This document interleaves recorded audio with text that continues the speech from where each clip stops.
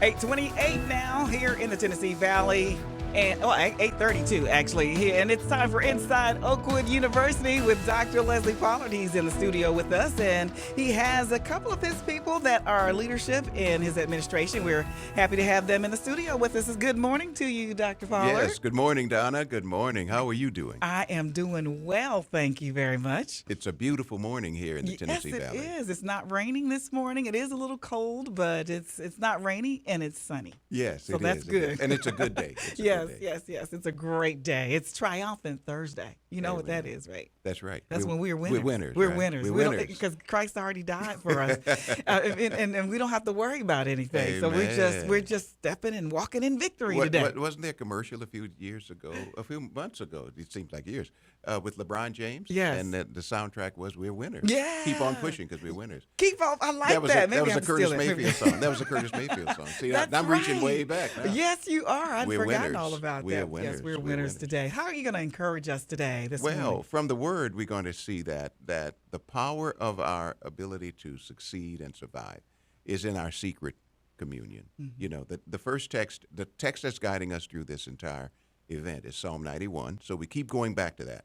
But Psalm 91, the first verse, he that dwelleth in the secret place of the Most High. The emphasis there is on the secret place. Mm-hmm. Sometimes when we look at leaders who are functioning in the midst of a crisis, we look at their public pronouncements, whether it's Franklin Delano Roosevelt during that era, or whether it's John Kennedy during the Cuban Missile Crisis. And you can think about whether it's Dr. Martin Luther King in August 28, 1963, at the Washington Monument, I Have a Dream. We look at their public pronouncements, but this text kind of turns that on its head. Right. The power of a leader is not their public pronouncements. It's really in the private places. So he that dwelleth in the secret place. See, the power comes out of the private communion and connection. That's what gives clarity. And so if anyone is struggling right now, if anyone is struggling with all the crisis around us in terms of this pandemic, I would like to admonish and encourage all of us to go back to the secret place. Let's get all the way back to the fundamentals. Let's get back to the secret place and say, God, you're still in charge. It's still your world. We're still learning. Right. We're growing. And you've got all of this somehow under your providential watch care. So he that dwells in the secret, and you only have that conviction when you come from the secret place. Right. And we got to be in that secret place every day now, because who knew that we still be here, and 3 weeks later. Who knew? Who knew? So I mean, that's just so more important today than it ever has been. Every day you got to go to that secret place. You got to go to your secret place. Kind of refill and re-energize. And refocus. Because people would be, Donna, people can be afraid to death right now. You could be paralyzed by fear right now. That's a true statement. Afraid to death. That's scared right. to death. You could be scared to death. Yes. All right. So, Dr. Pollard, who do you have with us today to talk to us about inside? What's happening inside? Two of our gifted colleagues from Oakwood University, Dr. Maquisha Ford Mullins, who is our Interim Public Relations Director and Integrated Marketing Director in Public Relations. And then we've got Dean Linda Anderson, who's calling in. Yeah, she's on the phone now. Who is the Guardian and the Residence Hall Dean in Carter Hall, and she caretakes, guides, survives, supports, and does all those things with our freshman women at the beautiful Carter Hall. Right. Yeah. Wow. Yeah, so they're here today to share perspectives with us on the inside of Oakwood. So Inside Oakwood actually answers some of the questions. How does an institution respond to these kinds of environmental challenges that it never predicted and could never have anticipated? Right. That's what these colleagues will help us understand, just at the level of communications and the level of student care. What is it that we're doing, and how are we responding to our environment? Because you see the response all around you. So Dr. Mullins, she is the Director of Integrated Marketing and Public Relations. And so what's the inside story on how your department has been responding to COVID-19? Well, thank you for inviting me this morning, Donna and President Pollard. It's a pleasure to be here. And for Integrated Marketing and Public Relations, the key for us is really our campus first. That's where we start with everything.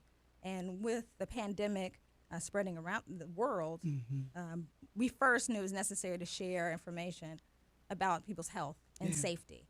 So that was our initial action at the end of February. Those were the messages that we began sharing. We worked and collaborated with the academic departments, We had students that were studying abroad. I know you've spoken about that previously.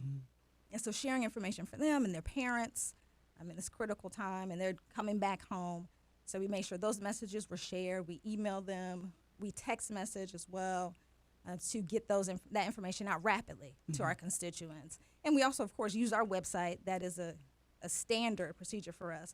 And our website now, our COVID update page has had over 6,100 hits on it with people seeking information. They spend typically several minutes. Normally people are just surfing and browsing through pages and flipping through, but they're dwelling there and looking and seeking information from the university. So we find most important that we maintain that and keep that up to date. And also, we also want to encourage people to continue to live as well. And so through our social media outlets, our specialist, Tammy Townsend, finds things like it was walking day. She made sure she posted this, encouraging people to get outside and take a walk when the sun is shining, like a beautiful morning like today. Right. Do those things as well to help preserve and take care of your health and not allow fear, as you mentioned, to paralyze you and keep you from actually living. So communications is essential to sharing all those important components. So that essential information people need in crises, but also the encouragement people need to continue to live during crises as well. And so we also have our weekly newsletter, Inside Oakwood, which is part of where this program comes from. It has its roots in that weekly newsletter that we do. And it should be in your email boxes right now. So please check that. And it has all of the useful information. We also share precautionary tips as well from the CDC through that, but also informational updates from the university, the great things that students are doing. You shared yesterday with Raymond King from Student Services. So they're maintaining that high level of engagement, and communications is key to that, all these various channels that we are able to use to do that. Facebook Live is another important channel. We're doing our Oakwood Praise program that began last week with President Pollard as hosting. It's such a great point of encouragement for myself personally, and for thousands of others. We've had over 3,000 people view that broadcast, and I'm sure it will continue to grow as time moves on. So have you had to really adopt or really put into place or put into action any new protocols specific? I know you talk about giving more information about how to stay safe and things like that, and good information concerning the COVID-19, but what are some of the protocols that you actually already had in place that you had to execute to respond? Well, fortunately for me, our university already had an emergency operations plan. And so I was actually recently on a conference, and they said over 50% of organizations do not have emergency operation plan around the world. And so very fortunate that my institution did have one in place. So we were able to use that and extrapolate procedures that were in place already and broaden them a little bit, because this pandemic is the first of our time. So we were able to use that as a foundation to move forward and appoint the appropriate spokespeople, which President Pollard is our primary spokesperson, and other important essential personnel as well as needed. Right. So we appreciate Dr. Pollard being with us every Monday, Wednesday, and Thursday for the past 2 weeks now, and been providing a lot of good information. How have you felt in this new position now? Not new. My sound is gone. But not a new position, but, just a new topic that you have to talk to about crisis. Well, that's the difference. Yeah, here. it's a little bit. It's a little bit different. One of the things that's clear. One of the things we expect of our president of our Oakwood University, and that precedes me. I mean, it goes all the way back. Goes all the way back to I can't even count all the presidents. But one of the things that the board asks us to do is to be the spokesperson to our multiple constituencies. And so part of that is this is simply an extension of that responsibility that I'm executing now. But I also recognize all around me is a tremendous level of expertise. And leaders are only as good as the team with which they surround themselves. And we've got a great team at Oakwood University. I like to say that pound for pound, we've got the best administrative team in all of Adventist higher education. And so for me, some of this, I believe, Donna, is learning how to make sure that we saturate the environment with information, because one of my mentors shared with me many years ago that an informed people are easy to lead and impossible to enslave. So once you begin giving people information, notice what oppressive governments do.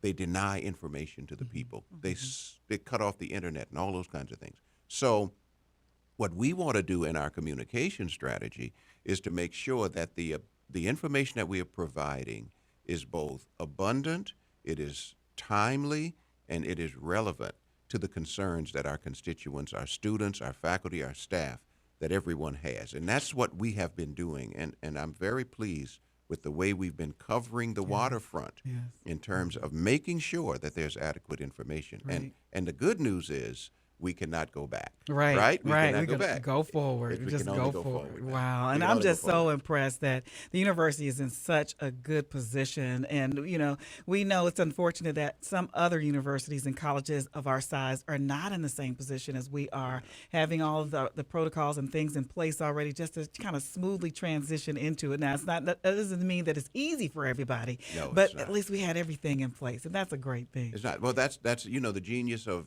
if I can say, the genius of Oakwood is that we punch above our weight class. And by that I mean, that's a boxing metaphor, right? You fight above your weight class. Right. So Oakwood University, we have a number of these protocols in place, emergency operations plans and all of those things. What the COVID virus has done, though, is helped us think through not just a natural disaster, earthquake, fire, flood, but what happens when there is an invisible killer, like a pandemic, something so small you can't even see it, but you can see all of the results. So this represents a new phase of our adaptability. And the institutions that adapt now, who are able to adapt and be nimble, will survive this. Unfortunately, there are some that will not. Right. There's some that will not. So before we go, we're going to go to a quick break because we do have someone, your other guest on the line.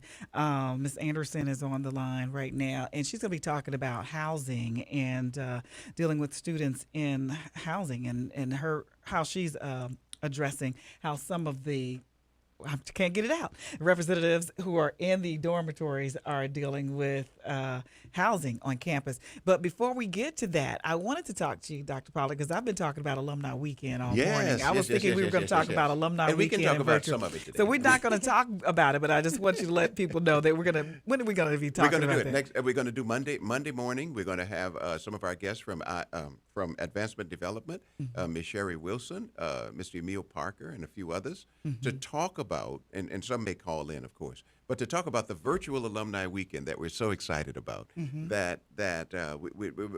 Again, this is a strange new world that we're in. Right. And so we're trying to make sure that we continue many of the services, and I'm not talking about religious services, I'm talking about functional services that make Oakwood Oakwood. So we're going to talk about that, but we got the speakers lined up. We're doing it virtually. We've got a gift check presentation that's going to take place virtually. We've just got a number of things that are going to be happening all around that. And we're excited about it. And that'll be next weekend. I'm already getting people saying, can we broadcast this? Can we downlink this? And all those kinds of things. Wow. All right. So when we come back, we're going to take a quick break. I want you, if you're out there listening right now, and I know you are, go ahead and go to our Facebook page, Praise 90.1 FM. And I want you to put in there your questions for Dr. Pollard and his guest here today. Right as we're going through this song now, it's Tremaine Hawkins and When You Pray. Keep on praying today, and we'll be right back in a few moments.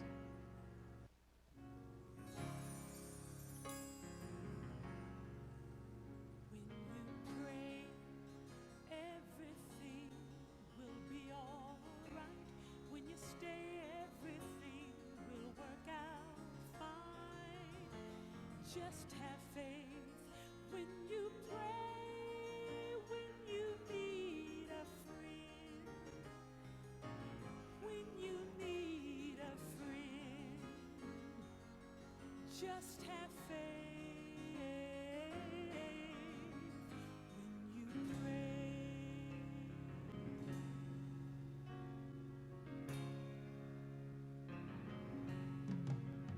When you call him, he will answer your prayer in despair. I know he'll be right there. Just have faith when you pray.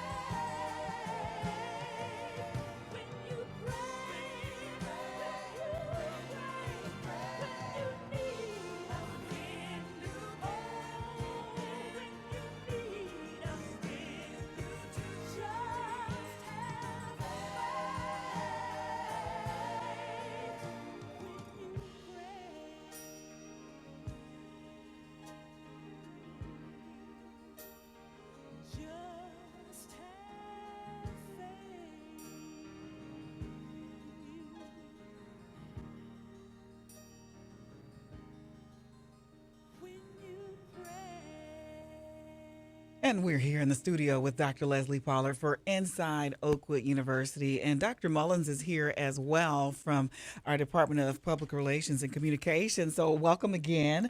And tell us how people can get in contact with you for any information that they're looking for or seeking out. What's the protocol for those in the community for getting in touch with your office? Well, Donna, our website, www.oakwood.edu, is the primary location. There you can find our social media links, contact numbers for our department as well. You can always email our office at pr@oakwood.edu, and we're happy to answer people's questions, share ways that they can connect with us if they want to subscribe to our newsletter or receive our magazine, because we're still doing those things as well. Our Oakwood magazine, our alums look forward to it every year, and so we're making sure that we're continuing those items as well. Our team, Debbie Millett and Ron Pride, are working extremely hard to get that produced right now. And Jonathan Johnson's working with President Pollard on Oakwood Praise, and Amanda Pitt is working vigorously as well to support alumni activities. So it's an intense time for everyone, and it's great to have the right team. Right. Excuse me, to get it done. All right. Well, Dr. I would add to that many of us too also operate social media accounts. So I have Twitter, Instagram, and Facebook. So anyone who wishes to get to me can access me through that means too. Now I always say I give people my phone number too. I say now, if you can wait a few weeks, then email me. But if you want an immediate response, then text me. Right. You text me, you can get an immediate response. Generally, you get an immediate response. But if you got a few weeks, then email me. If you got a few months, call me. Call me if you got a few months. All right, Dr. Pollard, we have someone on the line. We want to introduce Miss Linda Anderson. Yeah, Linda does a great job for us. What we do is we entrust our young people just as they come. I mean, fresh from the cradle, as it were, from high schoolers, fresh faced. We entrust them to Linda, our young women, and she does a fantastic job shaping them, guiding them, pruning them, mothering them, smothering them, all the other things that need to happen when they're 18. So, Lynn, welcome this morning. Thank you so much. And Dr. Pollard, you have just warmed my heart with your kindness. Oh, you're welcome. It's my honor to serve the freshman population of young women at Oakwood University. And, I often have to remind people that our freshmen were seniors in high school last year.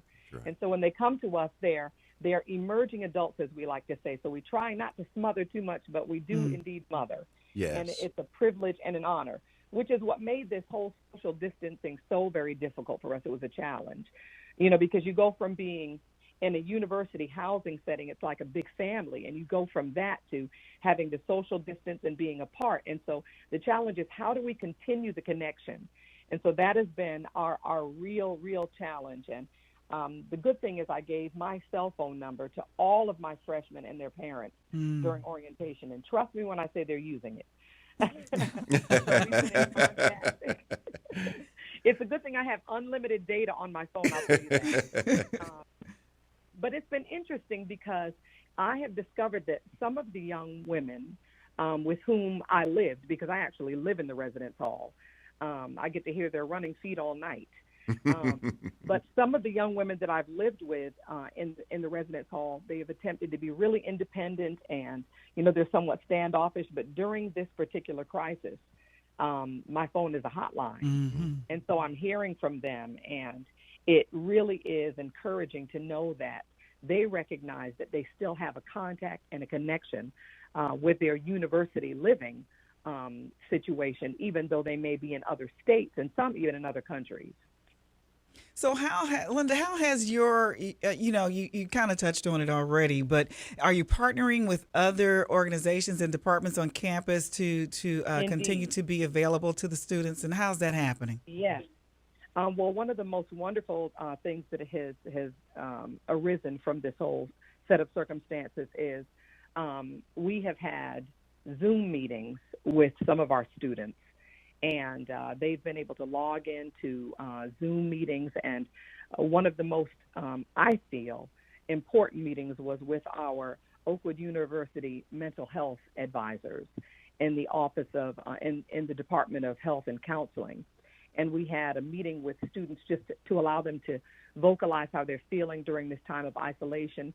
And this is a very concerning time right now, frightening even. This is something that we've never experienced before, and some of the students are verbalizing their concerns, and they were able to talk with two of our counselors through Zoom this week, and that was a wonderful, wonderful engagement. We're also partnering with the Office of Spiritual Life to provide ministry that is happening.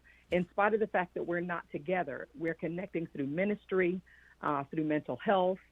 Some of us have social media accounts where students are staying in contact. In fact, tonight I'll be doing one of the groups that we have every week at Carter Hall, which is called Girl Talk.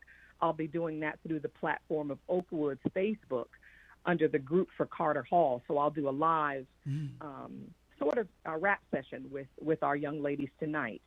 And I think that the key through all of this is to try to stay in contact, to stay connected, because this is something that we've never experienced before. You know, every lifetime has a crisis, but this is one that we're sharing in a global way. And I think that it's important that we try to make our students aware of the fact that we're still here.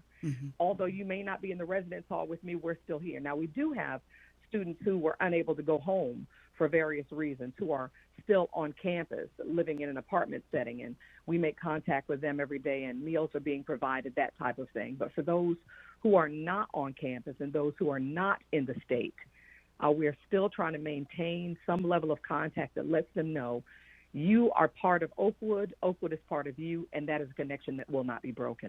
Wonderful. One of the positions on campus that I was thinking probably would not have much to do with someone like you who is in charge of the dorms, because all the students are gone. But it's just so fascinating to hear that it sounds like you have more work to do. You know, it's funny, and I don't really consider it work. It's more relationship and relational. It's funny because I've heard from so many students, or parents rather, whose students will be freshmen next year, and they're already trying to get their room assignments. Wow. So Yes. that's very encouraging. Yes. That's very encouraging. They know what room they want. They want to live in the room that their mother lived in when they were at Carter Hall. I'm trying to accommodate that. And they're all asking me now, what's the biggest room in Carter Hall? And that's a secret. You don't tell that. You don't tell that. Well, but, I find it so encouraging, and I'm sure Dr. Pollard and Dr. Mullins will share this, that knowing that people want to be in contact with Oakwood during this time is very, very, very encouraging. It's also humbling because in the midst of a crisis, you run to the ones who you know you can count on, and for them to reach out to us says a lot, and it's very humbling. Yes, of course, Lynn, and thank you so much for everything that you do, and thank you, Dr. Maquisha, for everything that you do to keep the institution moving forward. One of the pictures that should emerge from our conversation this morning is that when we think about the crisis, within the crisis, there are a number of things that must continue. We call them continuities. Mission continuity must continue in the midst of a crisis. Academic continuity, business continuity. You think about it. All those things must continue. Communication continuity, messaging. But the biggest continuity is the continuity of care. And that's what you've heard this morning, that the continuity of care is not limited to what happens on campus, but it's the whole life experience that makes Donna Oakwood such a remarkable and transformational place. There's no place like it. I've worked in 4 different institutions. There is really no place like Oakwood University. There's something, can I use it? Amen. Can I use the word magical? Magical, There's yes. spiritual, Magical, maybe magical. spiritual, if somebody doesn't like Disney. Spiritual, something spiritual. But there's something magical about being at Oakwood. It lasts a lifetime. I like to say it's not just 4 years, it's 40 years. And it's because of people like Maquisha, like Linda, and all the people you've been meeting who pour into students something that goes beyond their 4 years. And these relationships, as I'm sure Linda will attest, they continue after graduation, right? You're still in the lives of students and all those. That's what makes Oakwood just a remarkable place. Wow. And just the fact that, go ahead, Linda, I don't want to, go ahead. I'll let you respond. I just wanted to share this as Dr. Pollard just mentioned the fact that continuity and that relationships continue. I wanted to share this. It was so very heartwarming for me. You know, I work with a wonderful group of deans each of us in our respective housing locations, but we all offer the same amount of love and care. And so during the initial phases of the crisis, when we were trying to provide meals for the students who remained on campus, we would go every day to the cafeteria one by one, and we would pick up our meals and bring them to our students. And some days, by the time I would get to the cafeteria, one of the other deans had already picked up my meals and called me and said, I'm on my way to Carter. And some days I'd get there before someone else and I'd pick up theirs. But it was so wonderful to see that the students were receiving the same level of care in spite of the crisis as they received prior to the crisis. And even those who returned home, I remember moving several young ladies to their current location, and I made 4 trips with a few of them because they have a lot of clothes. And when I got to their new location and I brought them in to their new location, it was the biggest challenge was not to hug them.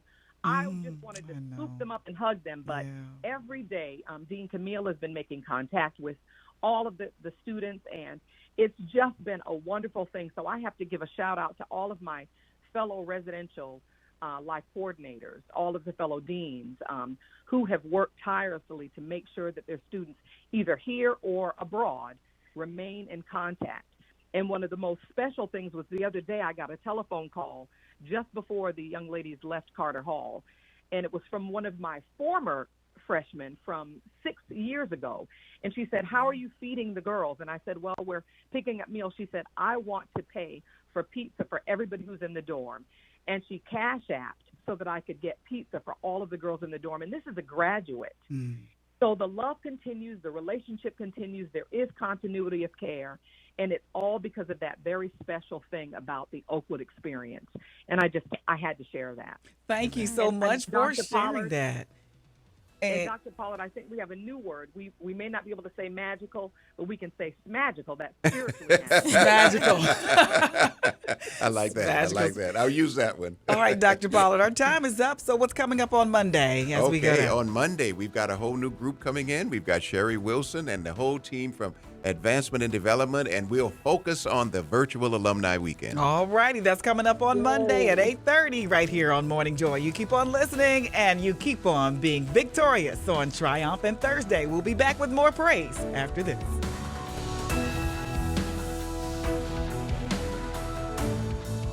WJOU Huntsville, 90.1 FM, a broadcast service of Oakwood University.